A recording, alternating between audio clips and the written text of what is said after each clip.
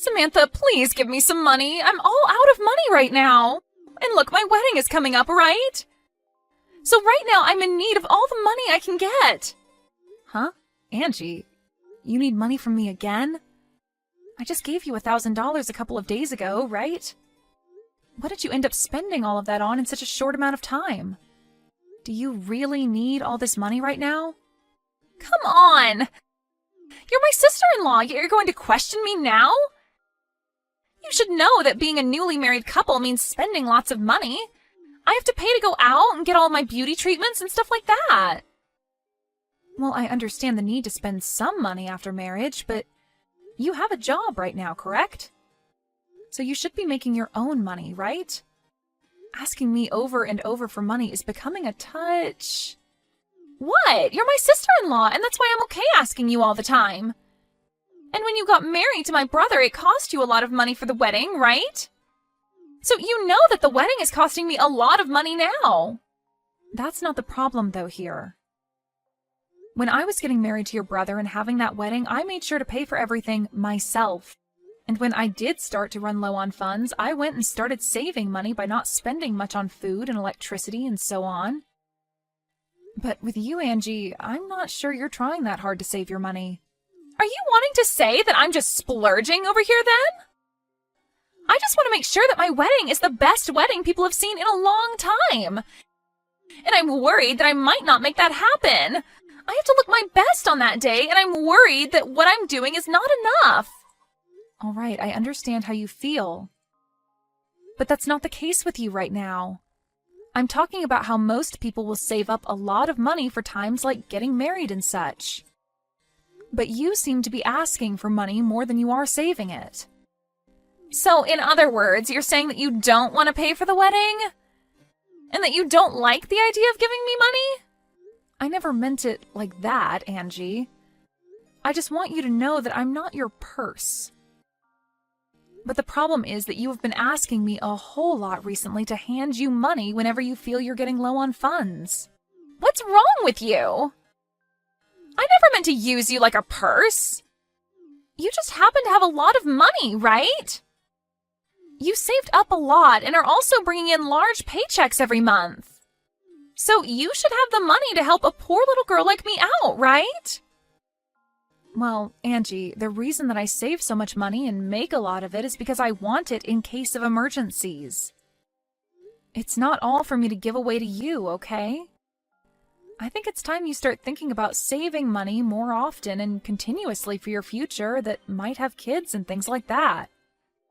That's what I'm doing with myself right now. I want to be able to retire early in my life, so I've been saving up a lot of money now for that. Are you serious? But you're already 30 years old right now, right? Don't tell me you're thinking of kids or anything like that still. Do you even have the strength at your age to carry a baby? I wouldn't say things like that if I were you. I have been saving up money my whole life, as well as made sure to find a good career where I bring in a decent amount of money from. And I plan to still think about things like kids as well now that I feel financially safe. And that's why right now I'm at that point where I might actually want to become a mother. Is that so? But if you give some of your money to younger people, you won't face any problems, right? Heck, you can give money to me like I'm your kid and I'll go ahead and have a baby for us. That is not what any of this is about. And another thing, Angie, what's going on with you? Recently, you've become a bit too forward with your thoughts, and it's getting a bit out of hand. Is that what you think? Because I've been thinking the same thing about you, Samantha. Recently, you've become more of a selfish penny pincher around me. You have all that money, but you aren't willing to share it. Well, if you want money so badly, then why not get a side hustle? Then you can start to make even more money for yourself. Because I'm not going to be the one to keep handing you money left and right. I have to give up a lot of my time working to make money like I have been. Oh, please, I'm not the kind of person that does well with a job. I'm already planning to become a housewife the moment we have our wedding. So that's why I quit my job a little while back. Leaving that place to be a free woman? It felt so good to become my own person again. What? You already quit? Don't you think that was a bit too early on your part? And right now you still have a lot of time left before you guys get married, right? So you should be using the time you have now to work your hardest and save up a lot. Samantha, you really love to talk about money, don't you? Why, if one has time, should they have to use it to make and save money? In my case, I'm going to be getting a lot of money with this marriage, so I don't have to worry about wasting my time working when I can rely on others for money. You're talking about relying on me right now.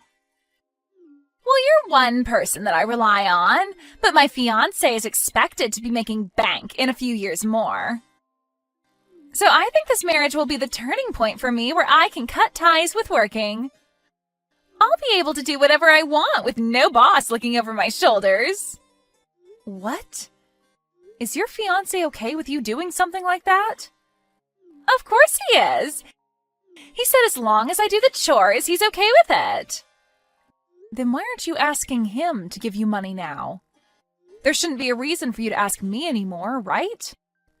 Well, about that, he might think I'm trying to leech off of him. What? I haven't actually told him I quit my job yet. I plan to make him believe that I'm the perfect woman before the day we tie our knot. Right now, he thinks I'm working all the time and saving up, and the day we marry, I want him to think I quit my job just for him. What the heck? Are you sure it's okay to be doing all of that right before your marriage? If you keep that up, he might find out later and you'll be screwed. Hiding things from him just so that he'll keep loving you isn't right. Huh? What's up with you now? Are you getting jealous of me? Sucks to be you right now, huh? My brother has never had a lot of money, making you work all the time. But I guess that's on you for choosing to marry a man like him in the first place. I like to work a job, so it has nothing to do with him. If he was making more than me right now even, I still wouldn't quit my job. I'm not that into being a housewife. I like to think that the money you want to spend has to come from the work you've put in. Oh, so you're one of those people. Women like that end up getting cheated on by their husband at some point and have to deal with that in their old age as well as with all the health issues they get after. I think you'd better have a kid soon so that my brother doesn't leave you. I'm just going to assume you're saying that out of worry for me. But don't trouble yourself with that, because we do have kids on our mind at the moment. You really try to be a strong woman. Well, whatever. You do what you want to do, because it has nothing to do with me. But anyway, make sure to put another 1,000 in my bank account, okay? Well, I'll text you again the next time I need some money. Wait, Angie! I told you I'm finished giving you money. Stop asking me for money!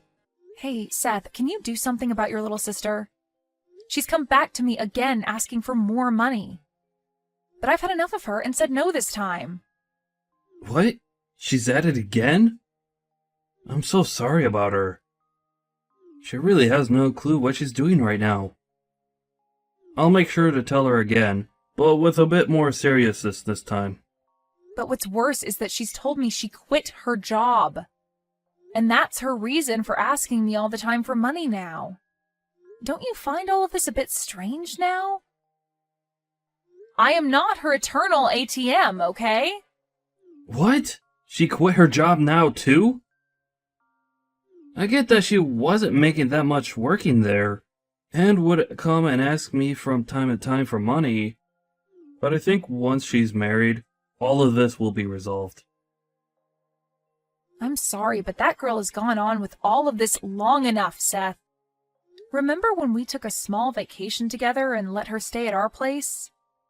We came back to our house being a mess and a lot of our things missing because of her. I know that she has a lot of things wrong with her in her head. I just didn't think she would go this far. It's because while we were out of the house, she saw my checkbook and saw how much money I was making. That's when she started asking me for money as well. But what I learned today is that her fiancé apparently has a lot of money as well. So I really hope that you're right about saying that after her marriage, this should all be resolved. That's just a hope of mine, though. You don't have to give her any more money, okay? Yeah, I'm sure it won't be. For a little while, I thought she was a nice person to deal with, but recently she's gone too far and I'm not having it. She really thinks that acting as rude as she has been is acceptable at her age for some reason. I could see that. If we really have to, we can always cut ties with her after her wedding. Ah, and now that I think about it, I want to change the subject. Did you see we got a message saying that we are allowed to take out that loan on a new house? What? Get out of here! I never saw any message about that. Perfect! Now we can move out of this place. Absolutely. And about moving into a new house, to avoid having Angie come over at all when we're away, let's just keep our address a secret from her. How does that sound? Actually, I was thinking the same thing. Let's move out of here without telling anyone. Alright. Well then, let's end our rental agreement on this place once her wedding is over.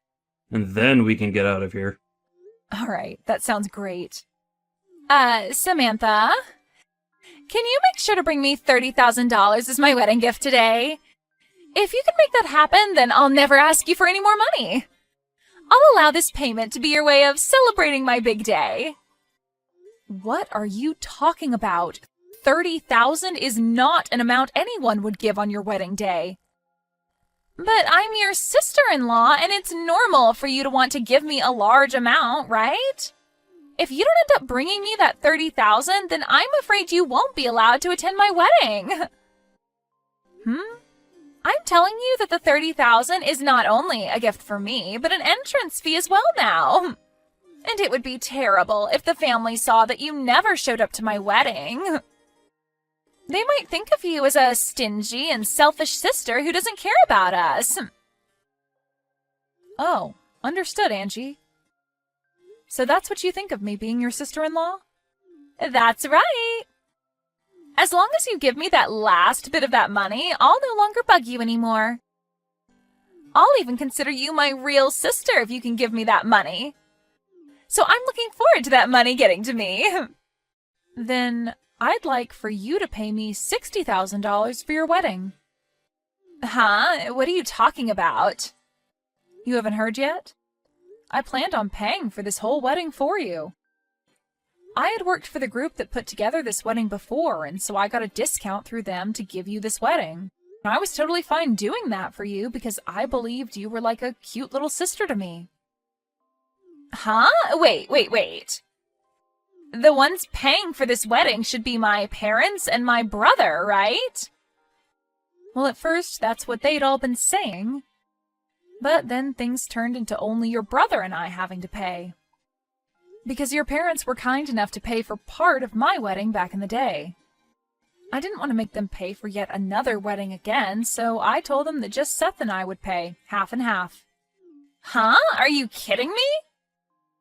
If I'm to stay away from your wedding, though, I won't be able to get that discount for the wedding. And the full price will have to be paid.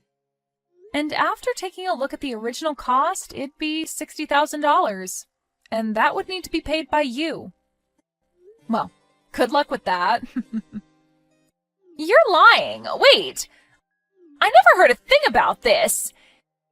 If I'd known that, I would have been a little nicer to you. You shouldn't have had to know about that to be nice to me, though. I've already given you a ton of money as it is. If you're not even going to be nice to me because of that, then I don't care about how you act with me now because I'm sick of you. If you really want to be nice to me now, give me back my money and pay for the wedding. All right, hold on a sec. And now that I think about it, it's all right for you to come to my wedding.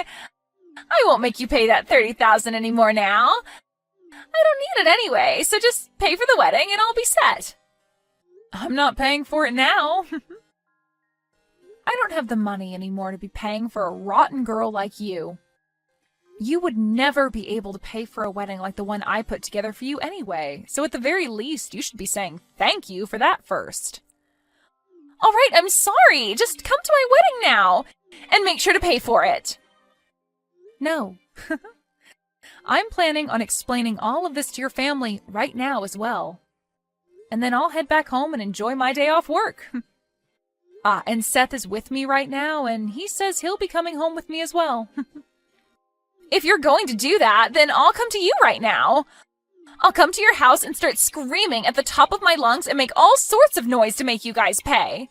If you don't want me to embarrass you guys in front of all your neighbors, then shut up about going home and come pay for my wedding. We've already moved into a new house. So the place you knew about isn't where we're living anymore. So you can go there and make all the noise you want, but you'll most likely be taken away by the police. Huh? What? That's definitely a lie, right?